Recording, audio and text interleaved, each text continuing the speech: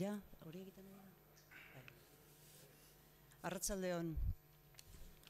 Ongi etorri guztiok, bai hona etorri zaretenak, fisikoki eta baita internet bidez gurekin zaudetenok ere. Bienvenidas, bienvenidos. Eskerrik asko, Joseba, zure liburuaren aurkezpen honetan mailan egoteko eman didazun aukeragatik. Efectivamente, agradezco de corazón a Joseba que me haya invitado a acompañarle hoy en la presentación de su libro. Paso a relatar unos hitos en el currículum de Joseba que nos pueden dar idea de su trayectoria, sin extenderme demasiado, para no quitar tiempo a nuestro principal cometido de hoy, que es hablar de su libro, hablar del libro que acaba de publicar. Primero desde la mesa, nosotros dos, como una horita o así, luego media hora más, así, en coloquio general. Joseba Ezeolaza Latorre es pamplónica, muy joven, porque eres prácticamente 20 años más joven que yo. Es autor del poemario Apuntes de Servilleta, que se publicó en 2009, del libro Caminos Coz y otras historias del 36, publicado en 2017, y ha publicado en 2019 Tras la pista de Federico García Lorca. Es colaborador habitual de los periódicos Diario Vasco y Diario de Noticias. La Asociación de Prensa de Navarra lo designó parlamentario revelación durante la legislatura 2007-2011. Fue impulsor del Parque de la Memoria de Sartaguda, creado en homenaje a los navarros y navarras asesinadas tras el golpe de Estado de 1936. Fue también redactor de la Ley Foral de Memoria Histórica, aprobada por el Parlamento Navarro en 2013.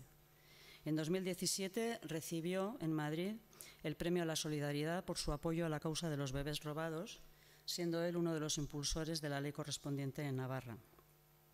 Ha sido y es miembro activo y militante de colectivos y asociaciones varias, entre las que voy a citar, por destacar una, que es la que nos une, y que es además la que organiza esta presentación, Gogoan, por una memoria digna.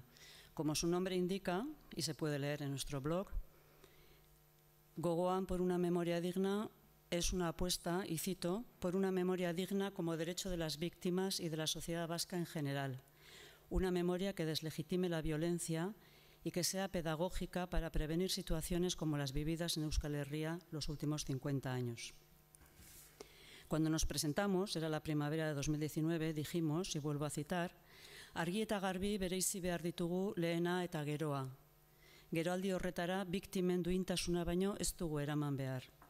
Gainera, uste osoa dugu indarkeria oinazea baino ez dela izan, eta ez duela balio etorkizuna eraikitzeko, gizakiari eragindako bidegabekeria batetik abiatzen baita. Si queréis más información sobre nuestra asociación, se pasará una hoja en la que os podéis apuntar, se os mandará información, o podéis echar un vistazo a la página de internet www.gogoan.org. Bueno, este sucinto recorrido que he hecho por la trayectoria de Joseba es suficiente para darnos pistas sobre ese eje tan importante en su currículum, que es la sensibilidad ante el dolor, el sufrimiento. La Guerra Civil Española, los niños robados, ahora ETA. Creo que estamos ante un libro importante que ojalá se lea ampliamente para así avanzar en el momento histórico en el que estamos. Nos sitúa con precisión Marta Buesa, que Joseba has tenido el privilegio de que te haga el prólogo y de que te vaya a presentar la semana que viene en Vitoria, y yo he tenido la suerte de tener su prólogo para preparar esto. Marta Buesa nos sitúa, digo, cuando pregunta cómo sanamos el tejido social en una comunidad en la que el silencio sepulcral que ha dominado siempre al pueblo se mantiene. Una comunidad en la que vivimos tan cerca y tan lejos al mismo tiempo. Algo más tarde dice que hay que remover la comodidad en la que viven aquellos que se empeñan en que olvidar es el remedio. Activar la conciencia, repite una y otra vez. Durante la lectura de tu libro, Joseba, hay una sensación permanente de lo importante que es saber para sentir. Cómo condiciona lo que sabemos, lo que conocemos, nuestra sensibilidad. o cómo esta sensibilidad puede abotargarse, anestesiarse, cuando no sabemos o podemos hacer como que no sabemos. Creo que este libro, por lo que nos cuenta y sobre todo por cómo nos lo cuenta, por el ángulo desde el que nos obliga a mirar a nuestro pasado reciente, tan reciente que es presente, tiene toda la intención de no permitirnos olvidar, de que no podamos no saber. Ya en el título, Joseba, aparece una constante del libro, los detalles. Eta, la memoria de los detalles. Y el primer capítulo se titula Los detalles de la memoria. ¿Por qué te parecen tan importantes el acercamiento a la víctima como individuo, el detalle de su vida cotidiana, el nombre, los apellidos del asesinado, el nombre de su mujer, el día, el lugar, la calle en la que ocurrió, a dónde iba, si iba a hacer recados o iba a trabajar? ¿Por qué nos es eso ahora tan necesario? Cumples la propuesta del historiador Pere Nora que tú mismo citas, de dar a conocer, hacer sentir, hacer comprender. Antes de entrar a la pregunta, es difícil, especialmente difícil esta presentación, porque estáis entre el público los que habéis escrito el libro, en realidad, ¿no? En Pamplona hubo alguna persona, en Bilbao alguna persona, pero hoy, por lo que sea, aquí estáis más número de los que han estado en Pamplona y Iruña, ¿no? Y da un poco de pudor haber hablado de todos vosotros, de todas vosotras y ahora explicar el asunto, ¿no? Yo creo que si algo me di cuenta en el trabajo de la memoria histórica es que llegábamos a la gente más fácil si bajábamos las historias generales y abstractas al suelo duro de los apellidos, de los sufrimientos concretos, ¿no? Matan al panadero Cándido Cuña por vender pan a la Guardia Civil en Rentería. Su mujer, Benita Bocanegra, está 3 días en la puerta de casa esperándole, incapaz de gestionar el impacto que tiene la violencia, ¿no? Saber eso es tremendo, ¿no? Ahí te das cuenta de que, y es una de mis obsesiones en el libro, que la violencia no solo tiene un impacto en el momento contemporáneo de la muerte, sino que el impacto de la violencia o la réplica o el terremoto de la violencia dura tanto como duran la vida de las víctimas, ¿no? Y eso es impresionante, es decir, una víctima va a estar toda su vida con esa sama, ¿no? Con ese peso.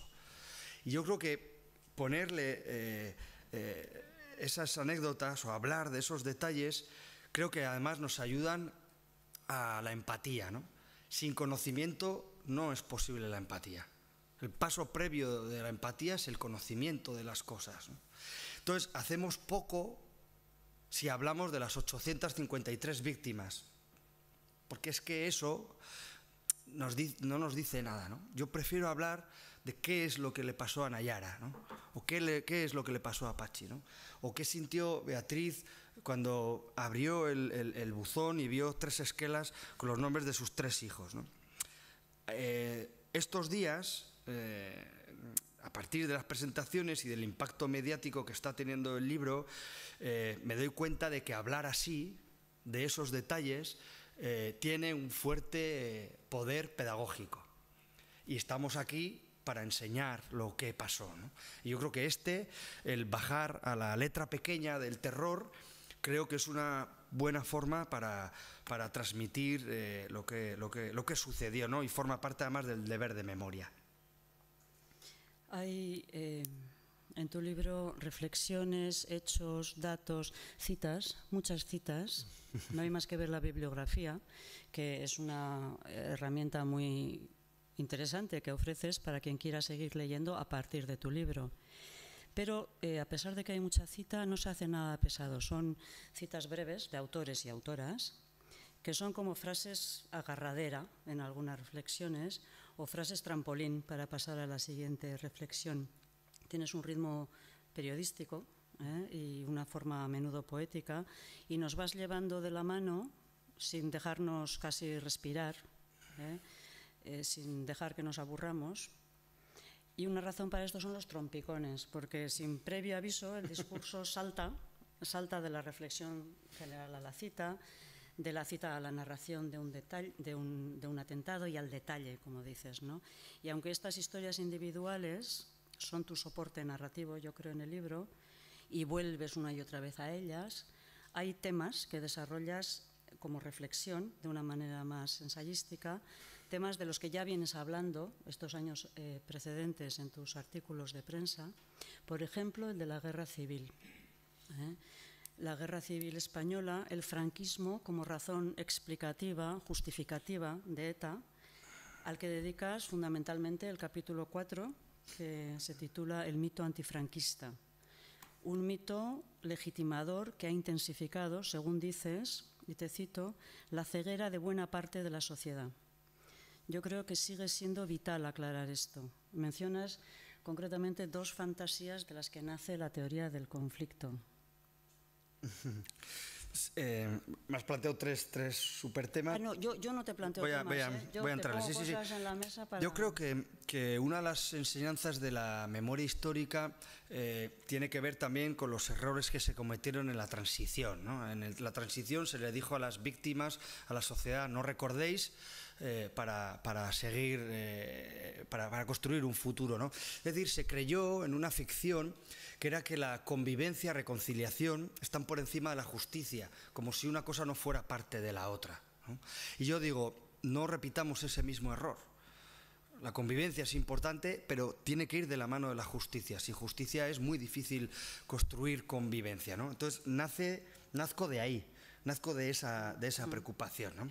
Y además, como militante de un partido, de un ámbito de la izquierda alternativa o de la izquierda radical o de la izquierda que está a la izquierda del el PSOE, si me permitís, creo que nosotros nos hemos acercado, y yo a nivel personal me acerqué a las víctimas de ETA lleno de matices y de peros y de explicaciones políticas, ¿no? Y cuando alguien se acerca a una persona que ha sufrido algo tan extremo como la violencia o como la muerte, ese acercamiento tiene que ser limpio, no tiene que ser lleno de matices y de peros, ¿no? Y creo que ahí parte de la izquierda, a la que yo he representado cuando era parlamentario concejal, creo que nos hemos acercado con unas anteojeras políticas. Y creo que hemos sido víctimas también de un proceso de autoengaño que nace en el mito antifranquista, que se basa en un autoengaño clarísimo. Elegíamos la víctima número 2, Melitón Manzanas, y la número 9, Carrero, y a partir de ahí construimos todo el mito antifranquista, ¿no? Y olvidábamos a las otras 42 víctimas que también ETA asesinó antes del 75, ¿no? ETA mata a 13 personas en la cafetería Rolando antes del 75, hace desaparecer a los 3 jóvenes gallegos, al taxista Fermín Monasterio, a guardias civiles y a policías armadas, ¿no? Y es desde ese mito, creo que ha hecho muchísimo daño y creo que ha facilitado una conexión emocional, si no política, sí emocional, de alguna parte de la izquierda con ETA y con el mundo y la cosmovisión de la izquierda abertzale, ¿no? Y hemos sido responsables de que eso siguiera durante muchísimo tiempo, ¿no? Eso también, esta última cosa que me has preguntado, nace también de otra fábula, ¿no? de otro gran mito. Cuando le damos ese mito antifranquista o ese poder antifranquista o esa autoridad antifranquista a ETA, estamos planteando dos grandes mentiras, ¿no? Una, que ETA representaba al conjunto de la sociedad, y no es cierto. O sea, hay una vía de vanguardia autorreferencial, y eso ha sido un desastre en la izquierda, ¿no? Cuando la vanguardia ha sido autorreferencial, ha sido un desastre siempre, ¿no?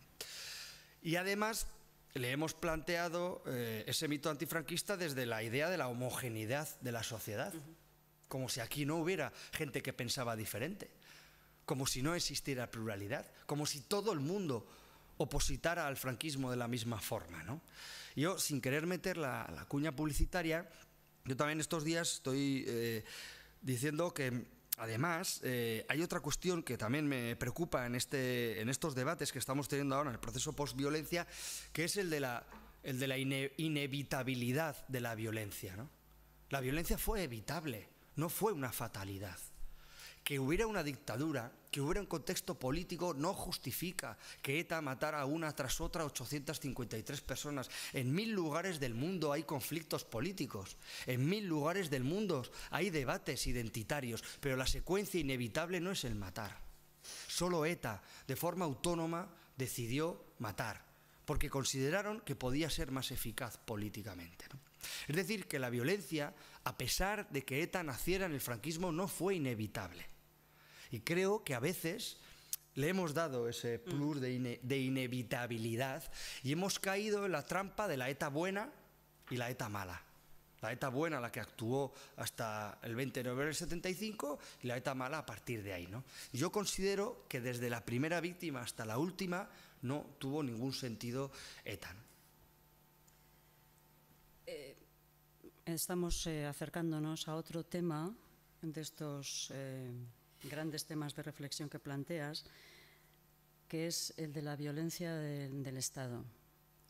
Dada la tendencia maniquea tan generalizada en nuestra sociedad a situarnos en bloques estancos y enfrentados, y a que toda oposición a ETA se identifique con la defensa de su represión, creo que merece la pena darle un poco de tiempo aquí a tu análisis del asunto. En el capítulo 5, creo que es la teoría del empate, dedicas muchas líneas a expresar rotundamente la necesidad de reconocer y reivindicar justicia y reparación también para las víctimas del terrorismo del Estado, para las víctimas de los abusos policiales, pero, y ahí estábamos, sin las falsas equiparaciones, sin utilizarlo de manera ingenua o malintencionadamente para justificar la violencia de ETA o para conseguir una de las más peligrosas formas de olvido, dices.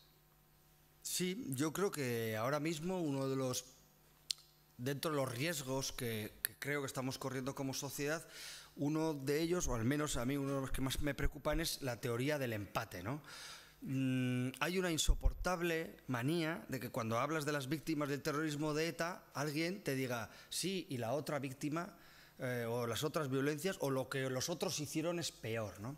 Y reconociendo que las víctimas del GAL, de la tortura, de la violencia policial necesitan también, ¿verdad?, justicia y reparación, y que hay también muchos debes, creo que no se puede plantear el debate de las víctimas como si unas víctimas compensaran a otras, porque las víctimas se suman. Y porque además aquí no hubo violencias cruzadas, no hubo dos ejércitos que se enfrentaran de forma legítima, ¿no? Y porque además esa teoría del empate creo que es una forma de desmemoria, porque hay una inflación victimaria. Es decir, hay colectivos que cuentan como víctima a un preso que murió de un infarto en la cárcel. Y hay fallecimientos que nunca tenían que haber sucedido. Hay muertes que duelen, pero eso no les convierte en víctimas. Eso es otra cosa. Eso es otra cosa. Entonces, yo creo que poner en marcha un relato para neutralizar otro relato es un riesgo. Es decir, la existencia de la violencia del Estado tiene que servir para deslegitimar socialmente el uso de la violencia, no para compensar o para equilibrar el balance de culpas. Y en esa aritmética hay quien nos plantea que 1936 más violencia policial más ETA igual a 0. Y ante eso creo que nos tenemos que rebelar, ¿no? Porque yo creo que a Íñigo Pascual, una persona, su padre trabajaba en Lemoiz, ametrallan el coche, él va con su padre, matan a su padre, ¿no? Le dijeron, esa contabilización de víctimas, no hay males necesarios, no hay males necesarios, ¿no? Entonces, yo creo que hay veces que se rompe la definición, el más responsable de lo sucedido. Y si todo el mundo es responsable de lo sucedido, nadie lo es. Nadie lo es, ¿no? Es decir, la teoría para no asumir la responsabilidad, porque siempre entonces habrá culpa en los demás, siempre habrá responsabilidad en los demás si aparece esa teoría del empate, ¿no? Por eso digo que esta forma de compensar violencias es una forma de desmemoria, porque no cuenta la verdad de lo sucedido. Dice Adorno, el filósofo alemán, como si Dresde justificara Auschwitz. Y digo yo, como si Paracuellos justificara Guernica. No caemos en eso, ¿no? En esos casos no caemos en eso. Pues en este caso tampoco, ¿no?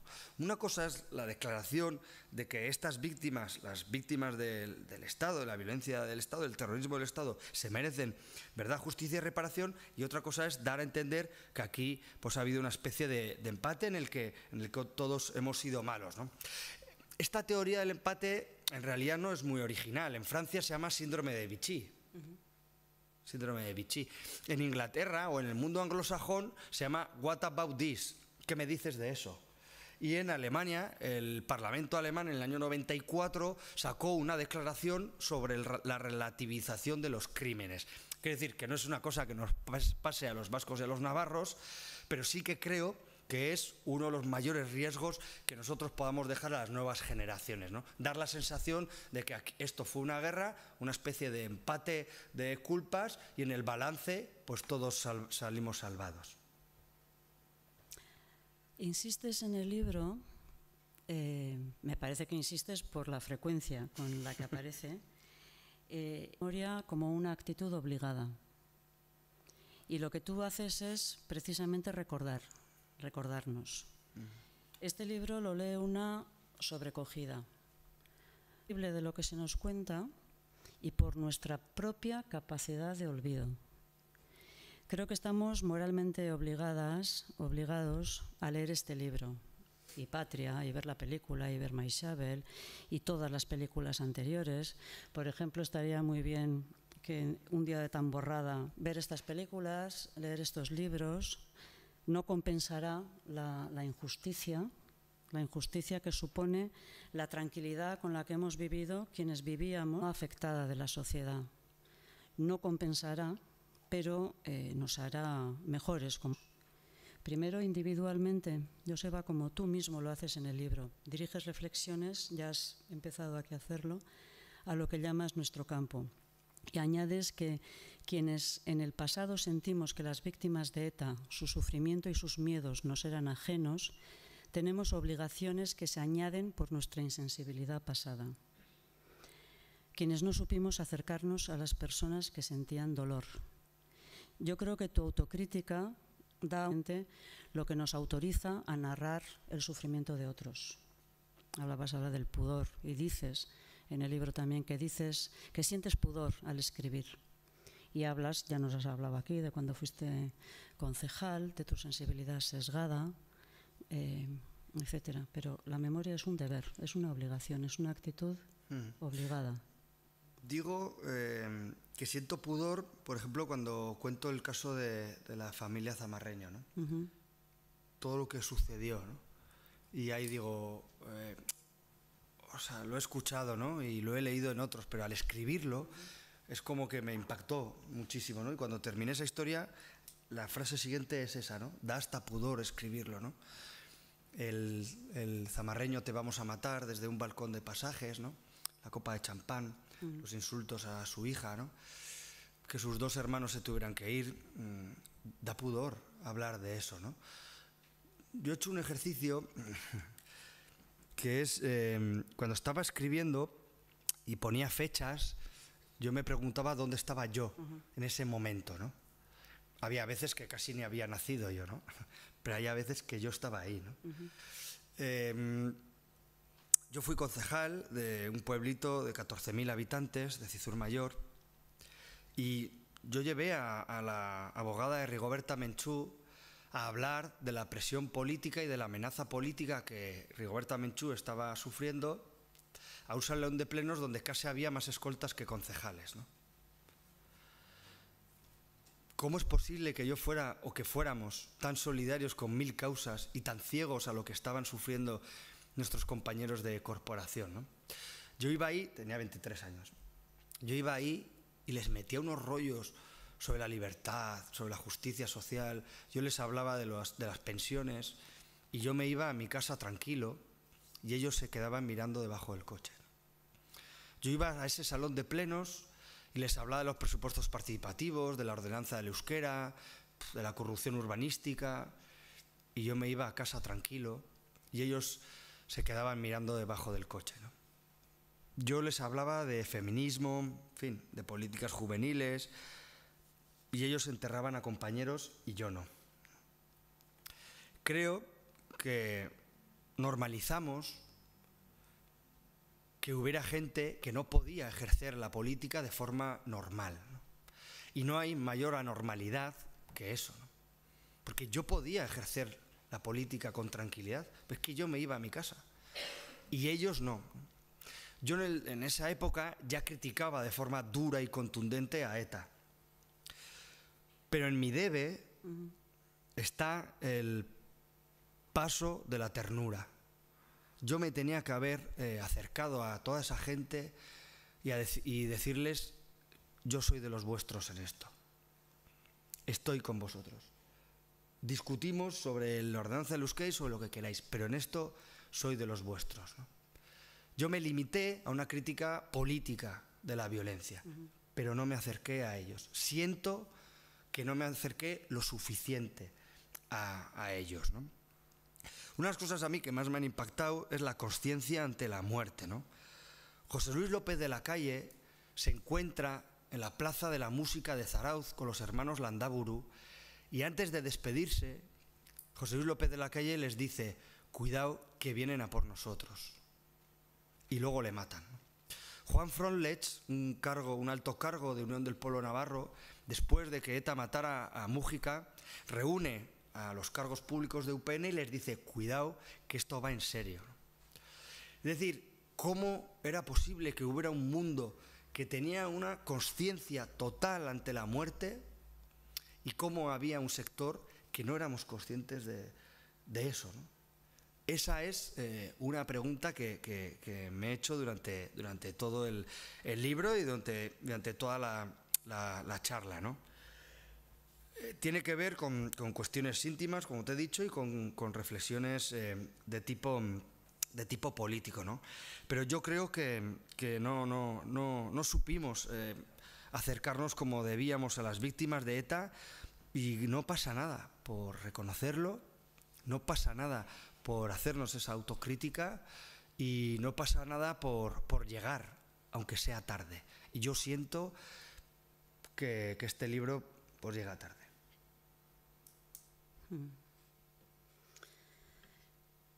Has aprendido, lo has dicho aquí, lo has solido decir y está claro en el libro, ¿no?, que has aprendido de tu trabajo sobre la memoria histórica algo que te ha valido en tu trabajo actual, esencialmente la gran importancia de la verdad, el fundamento de la verdad. Y sostienes, poniendo en comparación los dos trabajos, sostienes que ahora no hay que esperar tanto como después de la guerra civil, después del franquismo, que tenemos que contar ahora, aunque eso implique cierto grado de desnudez, son tus palabras, aunque eso implique que tenemos que reconocer nuestros vacíos al mirarnos en el espejo, como estabas haciendo ahora. El reflejo de esta experiencia tuya con la memoria histórica se ve, yo creo, que a lo largo de todo el libro, pero si en algún sitio es particularmente visible, me ha parecido a mí, creo que es en el capítulo que titulas Los parias de la tierra, como un artículo también que has escrito, que publicaste en prensa. Y es un capítulo dedicado al horror de todas esas víctimas más invisibilizadas, a las socialmente más desfavorecidas, a quienes ni las instituciones han informado, por ejemplo, como el estudiante de 19 años José Emilio Pérez Palma, asesinado en 1979 por ETA político-militar, cuyos victimarios fueron identificados, pero su familia no se enteró, no lo supo hasta 40 y tantos años más tarde, 42 concretamente, y fue una chiripa, a través de una entrevistadora, ¿no? Y yo estaba en esa llamada, o sea, quiero decir que es riguroso lo que cuento porque estaba yo en la llamada de esa investigadora, que es María, y fue en febrero del año 2022 cuando se enteraron, 40 años después. Yo también en el libro quiero romper un mito, una sensación social que hay, que las víctimas de ETA han estado pues regadas de ayudas económicas y acompañadas, ¿no? Y eso no es cierto, ¿no? Eso no es cierto. La soledad que expresan muchísimas víctimas es enorme, ¿no? Y si me permitís, en la pirámide del prestigio social de las víctimas, abajo del todo, en la parte oscura de esa pirámide, tal vez están las viudas de los guardias civiles, las viudas de los policías y también esas personas que han sido acusadas de chivatos o de camellos, ¿no? Y son esas historias las que he intentado en parte entresacar, ¿no? Hay un chico que matan, que es carnicero, porque la Guardia Civil va a comprar ahí, ¿no? Hay un caso, Francisco Medina Albala, un albañil de Granada, no tiene dinero, vive precario ahí en Granada y le dice a su mujer de irse a trabajar o a Madrid o a San Sebastián, y eligen San Sebastián porque tenía playa. Llega aquí y le contratan, la empresa que está haciendo los edificios de Inchaurrondo le contrata para ir a trabajar ahí de albañil. No tenía ni para pagar la entrada de un coche y por eso Francisco Medina Albala va en moto a todos los sitios. Y una mañana le ametrallan a la entrada de Inchaurrondo por trabajar de albañil allí. A Ramón Díaz le asesinan por ser cocinero de la comandancia militar. No hay ninguna acusación más, ¿no? Hay otro asesinato en Pamplona, la Plaza San Francisco, que yo paso todos los días por ahí. El 1 de mayo del año 80 matan a Vidaurre y a Ollaga, ¿no? Su hijo no se enteró de la causa de la muerte, ¿no? La familia ha creído siempre que era un ajuste de cuentas, cuando había sido ETA quien la había asesinado. Ninguna institución pública llamó a esas familias para decirles, no, no, es que hay un culpable, es que hay una organización detrás. Quiero decir que en la parte de la autocrítica también hay una reflexión sobre el papel del conjunto de la sociedad, ¿no? El gesto por la paz de Zarauz había o hay 14 personas activas. 8 de ellas fueron agredidas. Ellas o sus comercios. Fijaros la proporción. De 14 personas, 8 agredidas. La casa del pueblo de Rentería fue atacada 27 veces. 27. Es terrible. Es terrible. Y de ese tipo de cosas creo que es necesario hablar. Fijaros, cerca de la Giralda, un miembro de ETA va a matar al concejal del Partido Popular, Jiménez Becerril. Y como va con su mujer, asesina también a su mujer. Le pasa esto mismo al guardia civil Antonio, que es asesinado una noche de Reyes en Beasain. Va con su novia y matan a su novia también, Hortensia, a los dos, ¿no? Es decir, que la violencia a veces tiró por elevación. Y pasó lo mismo con 2 personas, Miguel Paredes y Elena, acusadas también de ser toxicómanos en el casco viejo de San Sebastián.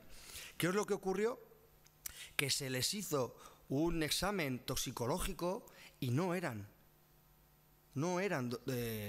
consumidores de droga. Lo que pasa es que ETA ya había aplicado su ley de partidos y los había ejecutado, ¿no? Hay un caso, el de Mario González, un soldador de Gallarta, que lo asesinan porque creen que era un chivato del batallón vasco español, y su hija, Nelly González, que estuvo el otro día en la presentación de Bilbao, se pregunta, ¿pero quiénes sois vosotros para juzgar a mi padre, ¿no? Y asesinarlo? Entonces yo creo que esas historias de las viudas, de los guardias civiles, de los acusados de chivatos, las tenemos que entresacar ahí. Y ya termino con esto la pregunta. Hay un caso que a mí me impactó muchísimo, que es el de Mohamed Abderrahman. Es un policía que está destinado en Zaragoza y tiene una hija con discapacidad y no puede pagar el tratamiento para su hija, y por eso pide el traslado a Euskadi para poder cobrar los pluses. Y en el año 84 le ametrallan en la venta de Irún. Su mujer, Aisha, vuelve sola en un avión Hércules con el féretro, con sus 20 y poco años, y se va a Ceuta, ¿no? ¿Cómo se sintió esa pobre mujer, ¿no? ¿Cómo se sintió esa viuda de ese guardia civil que vuelve sola a casa, ¿no? Que vuelve sola a casa, ¿no? Es terrible. No sé, hay situaciones de estas que a mí me impactan muchísimo y que las he intentado recordar, ¿no? A Vicente Zorita, por ejemplo, dirigente de Alianza Popular, le arrodillan y le pegan 7 tiros en la cabeza. Antes le meten una bandera española en la boca. Ese tipo de cosas yo creo que son las que tenemos que explicar, ¿no? Eva Gorriz, por ejemplo, Eva Gorriz, una dirigente también de Unión del Pueblo Navarro, tiene que dar a luz con 2 escoltas en la puerta, ¿no? Estos detalles son los que creo que tienen potencia para la pedagogía y construyen verdad, ¿no? Lourdes Pérez, la periodista del Diario Vasco, parece que es muy audaz cuando, para desbloquear el debate sobre los relatos, dice, es más interesante o es más importante contarnos la verdad. Y yo digo en el libro, tengamos la decencia de contarnos la verdad, tengamos la honestidad de contarnos la verdad. Habrá relatos plurales, pero tengamos la decencia de contarnos la verdad, de contar lo que sucedió. Este libro no tiene una vocación de notario, para eso está pues el trabajo que hacen por la Fundación Foronda, en fin, el Centro Memorial, gente que sabe muchísimo más que yo, ¿no? Este libro siempre solo intenta jerarquizar algunos de los casos que a mí me han impactado, ¿no? Nuestro compañero de Gogoan, por ejemplo, Pello Salaburu, rector de la UPV, en el discurso de despedida, dice una cosa que a mí también me llamó mucho la atención. Él dice, a mí me hubiera gustado ir a los diferentes campus de la Universidad del País Vasco a explicar mi política universitaria, pero no lo hice por miedo. Lo hice por miedo, ¿no? Entre los muchos autores que citas, supongo que tus inspiradores, recoges unas palabras de Günter Grass que dice: los escritores estamos obligados a contar los muertos y a sacarlos uno a uno de las masas de personas enterradas que no tienen nombre, sean estos amigos o enemigos, mujeres o niños. Tú quieres ampliar esta era del testimonio antes de que desaparezcan los testigos directos, dejar escritas las vivencias. Y dices algo que yo he marcado, esta vez apoyado en Imanol Zubero, concretamente en las palabras: no hemos agotado aún el tiempo del duelo, no estamos aún en el tiempo de la reconciliación. Estamos, dices tú, en el tiempo de contar las barbaridades que sucedieron y que los tiros y sus detalles nos seguirán doliendo durante al menos 3 generaciones. Pero no estamos aún en el tiempo de la reconciliación, no hemos acabado el duelo. Sí, creo que estamos en el tiempo del testimonio y por eso cito a Imanol Zubero. Tenemos que dejarlo escrito y tenemos que contarlo aunque cansemos, porque la memoria hay que renovarla constantemente. Aunque nosotros y nosotras creamos que la deslegitimación social de la violencia es mayoritaria, y lo es, esa memoria hay que renovarla. Yo creo que es importante tener en cuenta esto que has dicho. Los expertos hablan de que un hecho traumático como el de la violencia se tarda entre 3 y 4 generaciones en superarlo, ¿no? En nuestro caso, a diferencia de otros casos a nivel internacional, la garantía siempre hay una preocupación en Colombia y en todos estos países, que es la garantía de no repetición, ¿eh?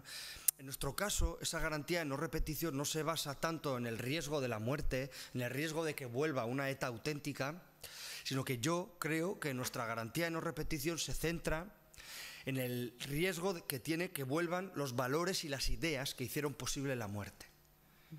Ahí es donde tenemos el riesgo, ¿no? Por eso creo que es importantísimo trasladar a las generaciones que vienen la deslegitimación social de la violencia, ¿no? Y por eso creo que es negativo los ongi etorris y la consideración social de los victimarios, que aunque los ongi etorris hayan terminado en el plano público y formal, la consideración social hacia los victimarios hay que seguirla trabajando, ¿no? Hay murales en algunos pueblos, hay pancartas en algunos pueblos, y eso es peligroso para la deslegitimación social de la violencia, porque si se considera a un miembro de ETA que ha asesinado o que ha colaborado en asesinar como alguien ejemplar, se les está transmitiendo a los jóvenes que matar pudo llegar a tener algún sentido. Pudo llegar a tener un sentido. Y es ahí donde tenemos que actuar nosotros, ¿no? Yo creo que de forma ingenua hay veces que decimos la garantía para no tropezar en la misma piedra es la memoria. No es suficiente la memoria. Ajá. Los serbios tenían clarísimo qué es lo que había pasado con los nazis, pero hicieron Srebrenica. No es, o sea, solo no hace falta la memoria, hace falta algo más para la no repetición. ¿Y qué creo que es ese algo más? El corpus ético, la construcción ética, la reconstrucción ética. Por eso digo en el libro que es muy importante parar de matar, pero tan importante como parar de matar es también parar de odiar. Precisamente podríamos seguir y seguir y seguir haciendo la lista de temas que salen. Yo he elegido los que tienen, digamos, una extensión más grande, más estructurada, pero realmente no puedo terminar sin hablar de esto, del silencio social, la cultura del odio, ¿no?, que ligas. En esta historia que hemos vivido, que estamos viviendo, hay distintos nosotros, ¿no? Está desde ETA, a la que tú dices que corresponde la crueldad enorme, pasando por esos colaboradores sin los que, vuelvo a tus palabras, el engranaje del terror no podría haberse puesto en marcha ni haberse mantenido tanto tiempo, y también quienes les aplaudieron o quienes trataron a las víctimas con agresividad. Todo ese conglomerado con el epicentro en ETA y hasta el otro extremo, que también son parte de esta sociedad, han sido, ¿no?, esa gente que silenciosamente enarbolaba una pancarta contra las violencias. Esa gente como la de Gesto, que ya has mencionado, Gesto por la Paz, a la que en el capítulo final le haces un homenaje de bastante extensión. Gesto por la Paz, que nos ha enseñado a muchos, a mí desde luego, creo que a ti también, nos ha enseñado a separar en nuestro análisis el conflicto político de la violencia. Hay quien aún no ha pasado por ahí, Joseba. ¿Cómo conseguir que esa gran parte de la sociedad se implique aquí, donde vivimos, donde si no te metes en líos, se vive también? ¿Cómo romper lo que tú llamas la rueda del silencio y la pereza? Tu caída del caballo, dices, fue en unos Sanfermines tras el asesinato de Miguel Ángel Blanco. ¿Cómo se hace lo que propones? Y vuelvo a tus palabras, profundizar de verdad en el daño que la violencia de ETA nos causó. Eso que tú afirmas es un ejercicio más humano que político. ¿Cómo romper, y vuelvo a tus palabras, todos los cautiverios mentales que hicieron posible una barbaridad como el asesinato y sus defensas para rehacer, como decías ahora, rehacer todo el tejido social y moral descosido por la violencia? ¿Cómo llegamos a los demás si la convivencia se construye en el espacio común, como dices? Yo creo que es importante que esa idea se extienda, porque hay mucha pasividad ingenua, entre comillas. Yo creo que esto que acabas de decir, han cesado los tiros, pero no podemos vivir en paz cada cual en su zona de confort. Lo que acabas de decir, ¿no? Parar de matar no es suficiente para que haya paz. Se ha modificado el mapa político, por ejemplo. Mucha gente se marchó y no ha vuelto. Pueblos en los que las listas castigadas eran castigadas, desaparecieron. ¿Cómo hacemos para enraizar lo prepolítico en la sociedad? ¿Cómo, vuelvo a tus palabras, cómo fortalecer esa parte prepolítica de nuestra democracia? Los expertos hablan de un concepto que a mí me gusta mucho, que es la paz positiva, que es algo más que la ausencia de las armas. Dicho esto, voy a volver a la primera parte de la pregunta. Yo creo que la sumatoria de silencios y de agresiones que tuvieron que sufrir las víctimas les hizo que en ocasiones seguir viviendo entre nosotros les fuera insoportable. La mujer de Máximo Casado el funcionario de prisiones de Comisiones Obreras, que es asesinado en el año 2000, Conchi Jaular, 2000, escribe una carta de despedida, porque se va de Vitoria, no aguanta más. Conchi, viuda de un guardia civil, Aurelio Prieto, que es asesinado en Ibarra, se va también en un avión Hércules, ella sola, con el féretro, y su hermana, y se va a Mérida, a una tierra que no es la suya, porque Conchi es de Alsasua. Entonces esa sumatoria de silencios y de agresiones ha hecho que muchísima gente, víctimas, no puedan vivir con nosotros, ¿no? Y yo creo que sobre eso creo que tenemos que hablar. Sobre las resistencias cívicas que han existido, yo creo que en Euskadi y en Navarra nos hemos movilizado más de lo que se dice, pero menos de lo que hubiéramos debido. Y cuando lo hemos hecho, especialmente en los 70 y los 80, lo hemos hecho de forma intermitente. Es decir, ha habido grandes movilizaciones ante la muerte de Ryan, grandes movilizaciones ante el asesinato de Enrique Casas, grandes movilizaciones ante el asesinato de Sebastián Aizpiri y Patxi Zabaleta en la zona de Eibar. Pero no había grandes movilizaciones ante el asesinato de guardias civiles y gente acusada de chivatos, ¿no? Eran movilizaciones entonces intermitentes, que depende qué víctimas eran, la sociedad se movilizaban. Digo en esas primeras veces, ¿no? Luego ya, evidentemente, aparece Gesto por la Paz y aquello se canaliza bien, ¿no? Pero yo creo que esto es importante tenerlo en cuenta, ¿no? Que nos movilizamos más de lo que se cree, pero menos de lo que debimos, y cuando lo hicimos de forma intermitente y para algunos casos, ¿no? La violencia, a veces nos la transmiten como llena de causas generosas, practicada por gente generosa. Y la violencia siempre es un trauma, porque además la violencia nunca tiene la honestidad de confesar que el daño que genera es mayor que la justicia por la que pretende luchar. Y esto de que la violencia es un trauma, me parece que es el inicio de la reflexión crítica sobre el uso de la violencia, ¿no? Hace unos cuantos meses, el Gobierno de Navarra hizo un estudio en chavales de 13, 17 años sobre el conocimiento del terrorismo y no sabían qué es lo que había pasado, pero es normal que no lo sepan. Yo no sabía lo que era la transición. Eso no nos debe frustrar, porque los medios de comunicación, los escritores, los periodistas, las víctimas en el día a día, en fin, y la propia madurez, pues ya hará que sepan qué es lo que ha sucedido, ¿no? Pero había un porcentaje muy alto de chavales y de chavalas que consideraban que la violencia, si era política, era lícita. Y eso es lo preocupante. Eso es lo preocupante. Ahí es donde creo que tenemos que entrarle, ¿no? Yo creo que tenemos que reconstruir la mirada que tenemos hacia el otro y tener actitudes más conciliadoras, ¿no?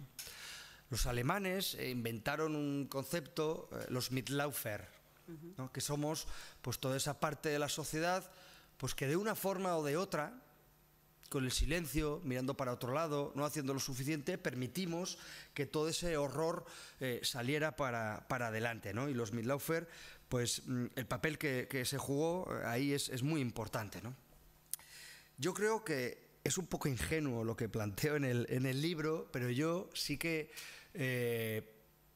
hago una propuesta, ¿no? De construir una comunidad del recuerdo. Es decir, la velocidad de la política a veces no permite cerrar bien las heridas, porque la política busca atajos y no, necesitamos tiempo para cerrar esto. Josué Lespe, me parece que es muy sensato lo que dijo, es compatible debatir con normalidad con la izquierda abertzale y a la vez exigirles que den pasos, ¿no? Esa es una forma también de tirar para adelante. Y una última cuestión con esto que has planteado, ¿no? Que se habla poco, pero a mí sí que me parece importante. ¿Cuál es el papel de los victimarios en el nuevo tiempo? ¿Son agentes defensores de derechos humanos o va a haber una autoafirmación? Y yo creo que la autoafirmación orgullosa es un desastre. es un desastre para la convivencia, y es un desastre para las víctimas, y es un desastre para la propia sociedad. Por eso creo que el ejemplo de la vía Nanclares, con toda la potencia humana y política que eso tiene, creo que es importante recuperarla. No ya en los encuentros con las víctimas, sino la parte previa, el reconocimiento del daño injusto causado y el acercamiento a las víctimas y la petición de perdón, que me da igual que sea perdón o disculpa, sí, el término me da igual, ¿no? Romper inercias. Romper esas inercias, efectivamente. Entonces yo creo que las personas que han estado en la vía Nanclares creo que son un ejemplo de que los victimarios pueden jugar un papel de construcción de los derechos humanos, y sé que la vía Nanclares tiene limitaciones, por ejemplo en la construcción de la verdad. Soy consciente de esos matices, soy consciente de esos problemas, soy consciente de esas limitaciones de la vía Nanclares, pero creo que uno de los instrumentos más importantes de deslegitimación social de la violencia son aquellos victimarios que han hecho un proceso de autocrítica, tanto personal como política, porque han deconstruido todo el sistema de pensamiento de quienes iban en el mismo tren que ETA, ¿no? Decía Joseba Urruzulo que él, en unas jornadas de Gogoan, me parece que fue muy interesante esa intervención, decía Urruzulo Sistiaga que él ya tenía nietos y que él sabía que los nietos iban a vivir con esa idea de lo que había hecho la ITITE, ¿no? Pero que él les iba a transmitir a sus nietos que también había unos responsables políticos que habían facilitado ese andamiaje militar, mediático, social, jurídico y político para que hubiera asesinatos, ¿no? Reconocer eso me parece que es romper la épica del Gudari, ¿no? Y creo que ahí hay elementos, muchos instrumentos que sumados pueden ser muy interesantes para la deslegitimación social de la violencia y para esto que me estás pidiendo, una especie de fórmula mágica de cómo salir. Fijaros, a mí hay una frase de una declaración del Parlamento Vasco del año 2010 que me encanta, que dice: la memoria pone nombres y fechas allí donde el terrorismo pone excusas y justificaciones imposibles, ¿no? Y me parece que es importante tener esto en cuenta. Sí, no te está, ojalá tuvieras una fórmula mágica. No te está pidiendo a ti la fórmula mágica, que ya te digo, ojalá. Me lo estaba preguntando, es algo que siempre nos preguntamos, ¿no? ¿Cómo hacer que más gente se caiga también, ¿no? Como del caballo, que al parecer San Pablo no se cayó, pero... Tú dices... Sí. Siguiente. No, yo ya estoy acabando. Precisamente iba a comentarte sobre lo que acabas de decir, porque dices solo hablar de ello con vergüenza, eso es como el pudor de antes, ¿no? Solo hablar de ello con vergüenza hará que rompamos definitivamente y para siempre la infinita cadena del odio, ¿no? Porque esto es como una cadena. Yo creo que ahí tienes una propuesta de vía por ahí, ¿no? Claro, hay que hablar de ello, cómo, cuándo, tal. Yo creo que tu libro, ojalá muchísima gente lo lea y le lleguen estos detalles, tanto para que no se olvide, estos detalles que se te graban, impiden el olvido, y las reflexiones que nos hagan precisamente con vergüenza, como sea, hablar y romper estas cadenas. Ojalá, ¿no? Quiero decir que no te iba a preguntar yo ya más, ya queda.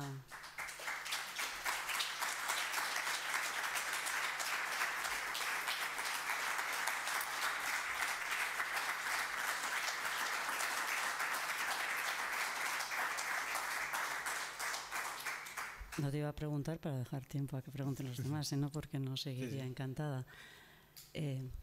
Aquí delante tenemos una pregunta. Sabin, el micrófono. Para que tienes micro y todo.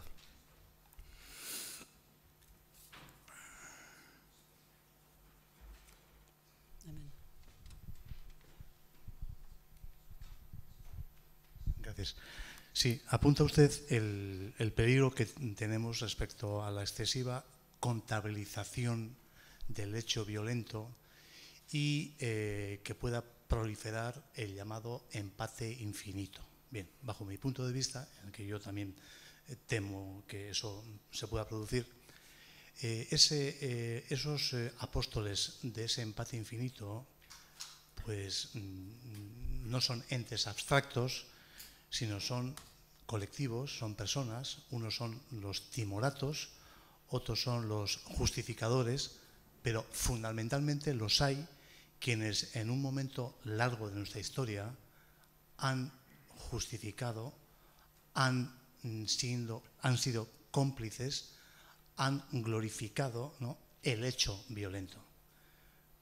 Anuncio que yo soy muy pesimista respecto a que ese contingente de este país, ¿no?, pueda descabalgarse, ¿no?, de esa teoría de la contabilización perpetua. ¿Participa usted de mi escepticismo?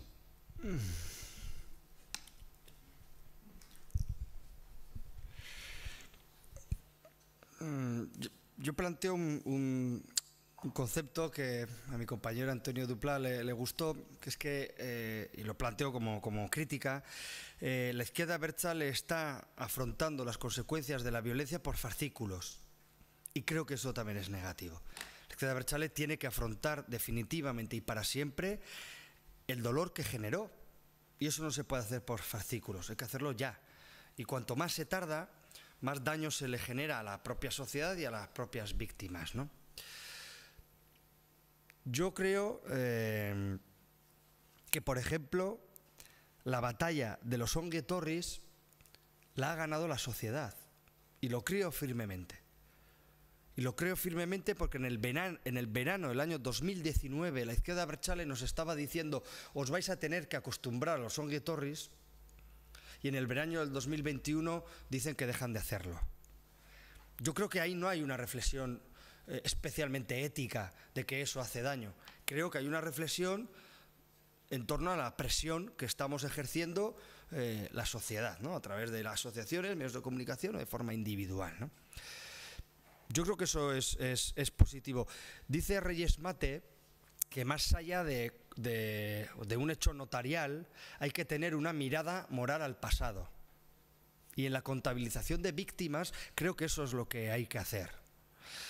Creo además, lo apunto en el libro, que quienes le entran al tema de la contabilización de las víctimas así, creo que eso, hacerlo así, es el reflejo de una insensibilidad evidente, porque en realidad están utilizando a las víctimas no tanto para cerrar un capítulo y un trauma de la violencia, sino para quitarse culpas, ¿no? Entonces es el símbolo de una insensibilidad en realidad, ¿no?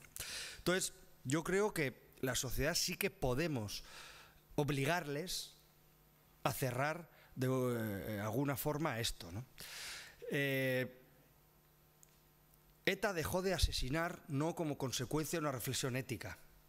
ETA dejó de asesinar porque la Guardia Civil y la policía los cosía a detenciones, porque la sociedad se alejó de lo que estaban planteando y porque ya se les hacía insostenible matar y porque era poco eficaz políticamente. En el año 2006 y 2007 el 80% de los miembros de ETA votaron seguir matando, ¿no?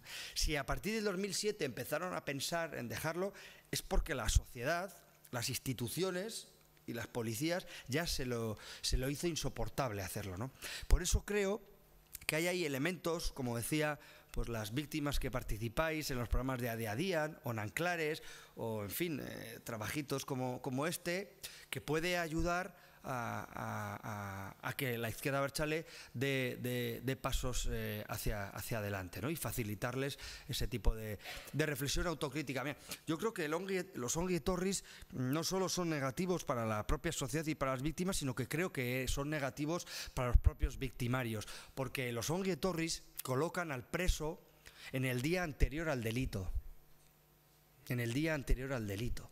La cárcel no ha pasado por él. Y creo que mantener esa consideración social de los victimarios y esos recibimientos y esos ongi etorris son malos para ellos también. Son malos para ellos también. Y creo que eso hay que hacérselo entender de la mejor forma posible. No sé si he podido responderte bien. Una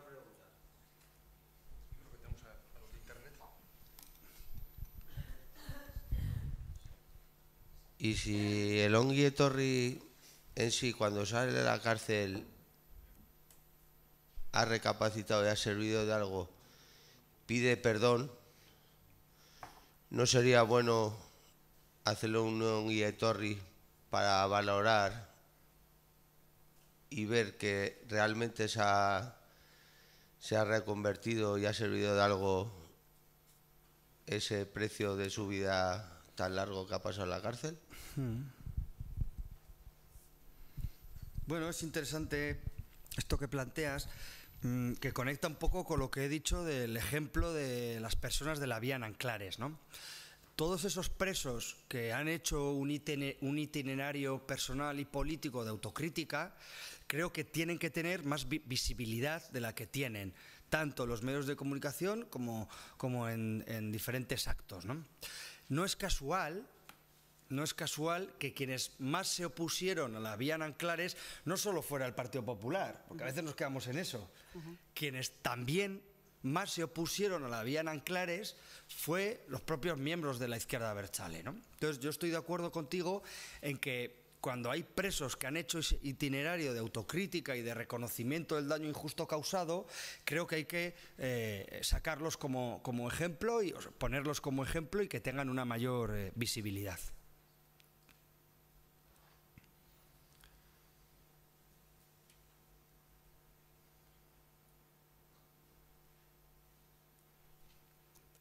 Yo, mientras anima a la gente, me he quedado un poco, Joseba, con ganas cuando has hablado de... Sí, creo que ya hay, ¿eh? Ya tenemos otra pregunta, pero yo si me dejan chanda ya te lo diré. Ahora te iba el micro, sí. Sí, hay que esperar al micro porque como están emitiendo en streaming y luego va a quedar grabado, para que pueda oír todo el mundo la pregunta, sí. Luego aquí delante hay otra. Simplemente para mencionar que yo conozco a una persona que desde el principio estaba en contra de la violencia en ETA y que desde el principio visitaba y apoyaba a los guardias civiles afectados y no solamente a los hitos, como has dicho antes. Y esta persona es mi marido, Pachito Ríos.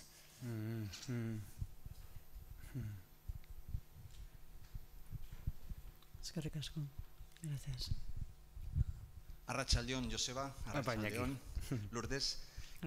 Mira, mi pregunta es una reflexión al ciudadano Joseba Ezeolaza, ¿no? No al militante de la memoria, de la izquierda, al autor. Y es, Joseba, este libro no llega tarde, no llega 30, 40 años tarde, 30, 40 años insoportablemente tarde.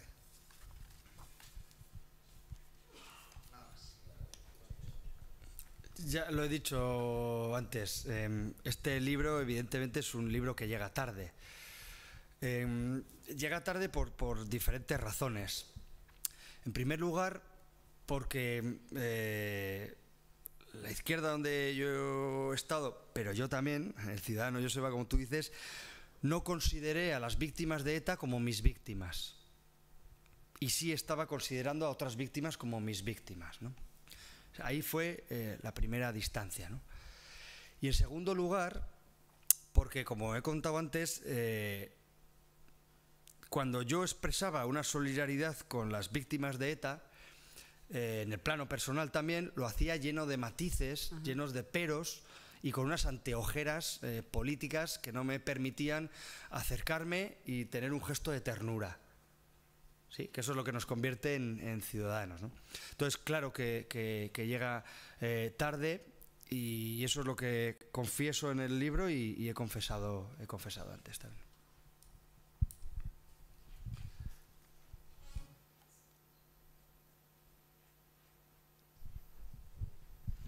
Arratsaldeon. Opa. Bueno, has dicho algo que a mí me ha dado una impresión porque yo, vamos, pensaba igual. Hablas de la ETA buena y de la ETA mala. Yo en mayo del 68, en el año 68 tenía 18 años. En aquella época, o sea, cuando empezó todo este tema de ETA, que fue antes, se nos hablaba que ETA era hija del PNV. en esa creencia estuvimos mucha gente, yo pienso que fue así. De hecho, o sea, nosotros veníamos de padres nacionalistas, pero que tenían terror absoluto, porque a mi padre concretamente le metieron en la cárcel con 16 años, mataron a su hermano delante de él, uno en un lado y otro en otro. Entonces, lo que sí yo soy consciente que a partir del año 75 me entró esa, o sea, pues sí, es cuando te empiezas a dar cuenta de que las cosas no son como tú creías, pero sientes un gran miedo sobre todo, a hablar claro, y te vas, no sé, en esa lasitud de dejar las cosas, bueno, que estén, que sigan ahí. A mí de momento no me han hecho daño y que sigan ahí. En nosotros ocurrió cuando, después de, creo que fue en el 68 fue, sí, lo de Tolosa, cuando mataron ahora no recuerdo el nombre, me estoy poniendo nerviosa, pero no recuerdo el nombre. Entre el que huyó a Regil era uno de la cuadrilla nuestra, que pasaba los veranos en Oyarzún. Él era de Eibar y pasaba los veranos en Oyarzún. Nosotros, o sea, entonces nos pareció que, bueno, que era el gran valiente, lo que había hecho y tal. Teníamos eso, pues yo creo que 17 años, creo que fue en el 67. Entonces, o sea, nosotros a esa persona, que lo metieron en la cárcel, puedo decir el nombre, creo que lo sabe todo el mundo, Iñaki Sarasqueta Ibáñez. Sí, entonces nosotros llegamos, lo metieron en la cárcel y llegamos a mandarle a Martutene el día de San Ignacio una felicitación. En casa, por supuesto, en Nimú, porque mi padre se habría horrorizado, tenía más miedo que...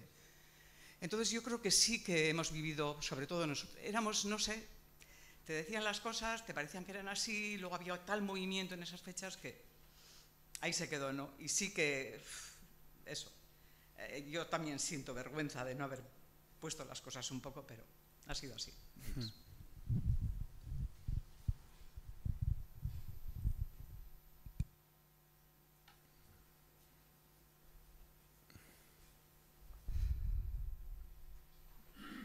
Bueno, yo quería hacer un comentario, quizás repito algo que se ha dicho ya, que lo has dicho tú.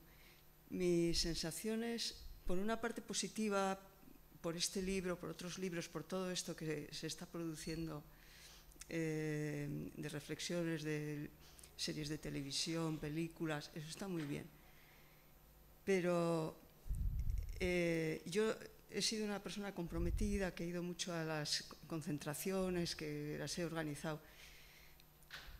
Y ahora ya estamos en otra fase, pero en mi entorno, cantidad de amigas que tengo y gente que es buena, que son amigas mías, no quieren saber nada. No, en el fondo es eso, no. O sea, no van a venir el día que ponen una placa en la acera para recordar a fulano de tal, que viene el alcalde de San Sebastián.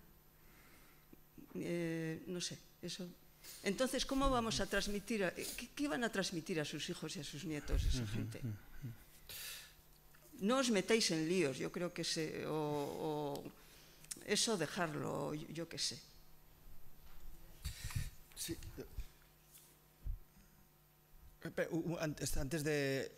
Con el comentario que has hecho de lo del franquismo y lo que estás diciendo tú, yo creo que durante el franquismo, o sea, yo me he encontrado a muchísima gente de vuestra generación, de tu generación, que no sabía el asesinato de 13 civiles en la cafetería Rolando. Porque el manto de la dictadura, los asesinatos que estaba provocando la dictadura y el nivel de torturas de la dictadura no permitían descorrer la cortina y ver el desastre que estaba causando ya ETA desde el primer momento en el que es imaginada, desde Pardines ya, ¿no?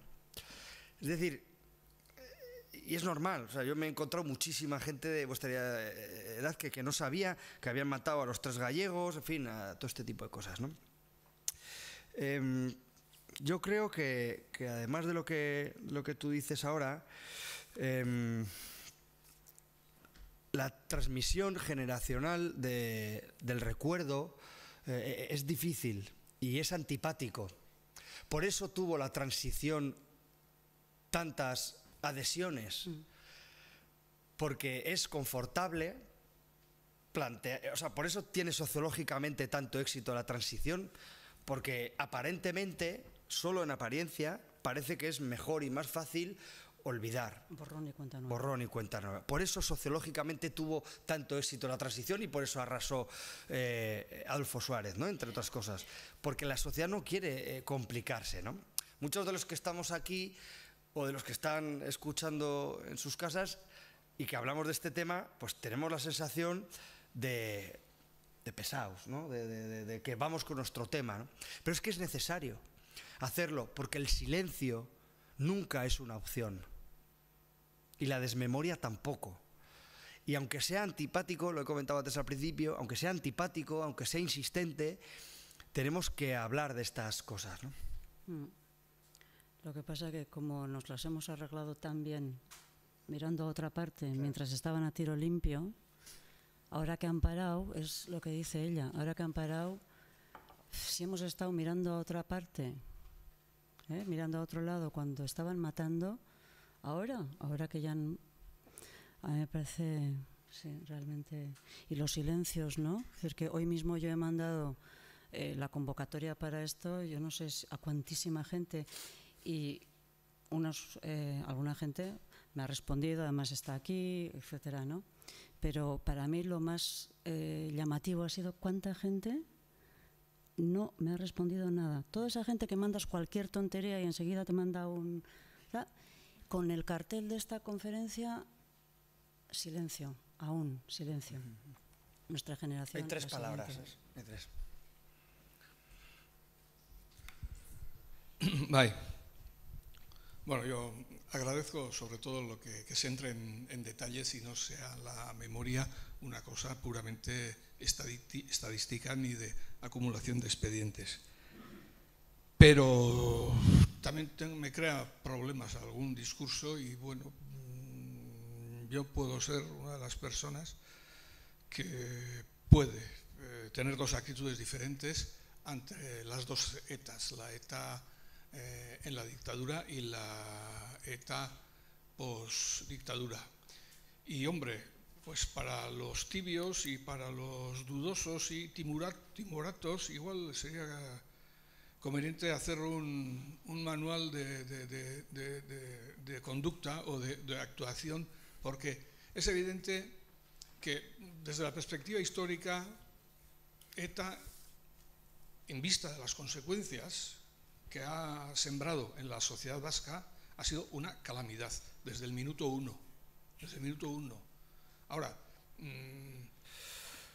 yo, en fin, me cuesta aceptar la condición de víctima, que lo es, de Melitón Manzanas, o me cuesta aceptar la condición de víctima de Carrero Blanco, que también lo fue. ¿No? Y desde luego, o sea, sé que no es igual, el hijo de un funcionario, o sé que no es igual un taxista, sé que no, pero, a ver, ante una dictadura no sabe uno cuáles las respuestas que puede dar. En vista, como digo, de los resultados, es como la rendición de ETA. Mira, no hemos conseguido nada, pues hemos sido unos calamidades todos, ¿no? O sea, son más consideraciones prácticas que éticas. Entonces, en esas consideraciones éticas, hombre, se nos debiera dar instrucciones a mucha gente que puede estar dudando, ¿eh? Y además, en fin, y yo voy a lo del otro día con Jorge Jiménez, que quiero saber cuándo empieza el olvido, no cuándo acaba, porque yo he conocido aquí una señora de familia nacionalista que ha hablado, o sea, sé de gente de familias nacionalistas que su hijo fue con una botella de champán el día que murió Franco y su padre le dijo que en esta casa no se celebra ningún muerto. O sea, había un nacionalismo que tenía las ideas muy claras en cuanto a este asunto, ideas que luego se han ido difuminando pues en favor de causas mejores o de causas más nobles, ¿no? Pero lo de la ETA buena y lo de ETA mala, yo no soy incapaz de decirle a una víctima de ETA en el franquismo, decir que eres un mal necesario, lo tuyo es un mal necesario, lo tengo que condenar, pero creo que las dos condenas que tengo que hacer son absolutamente diferentes y creo que eso le puede pasar a mucha gente. Hacemos seguidas, Sabin, si quieres, como hay 3. Sí, porque además nos estamos ya por eso, acercando un poco a las 8:30. Sí. A través de cartas de extorsión y de entrevistas con empresarios, a través de cartas de extorsión y de entrevistas con empresarios, salieron los libros de misivas del terror,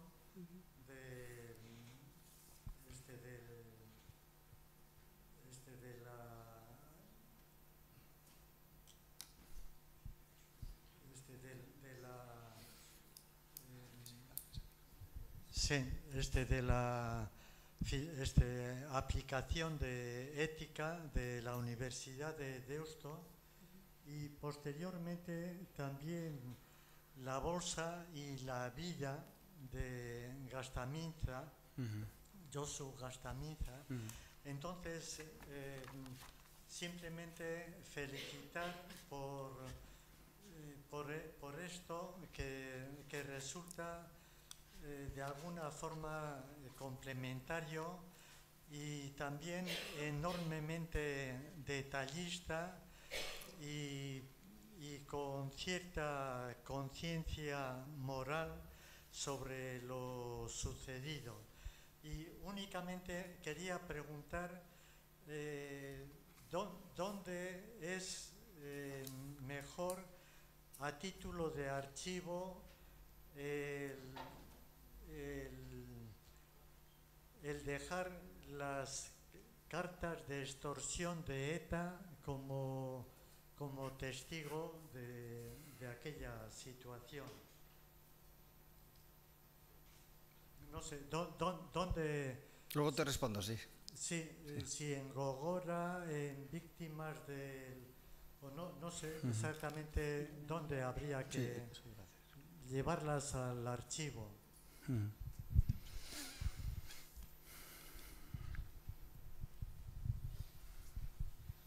Buenas. Respecto a la de ETA bueno y ETA mala, solo reflexionar por qué nació la ETA buena.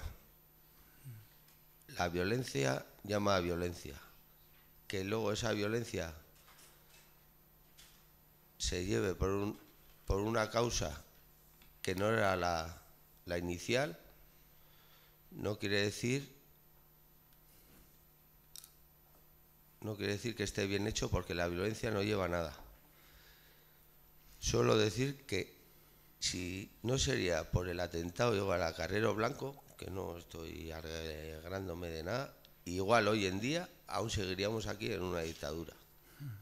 Y no lo estoy enalteciendo o como se quiera llamar. La violencia jamás va a llevar a buen puerto. Pero la violencia nace de la violencia. Y desde que nace hasta que muere pasa mucha gente y muchas familias que se llevan por delante. Y desde ahí toda la sociedad se tiene que replantear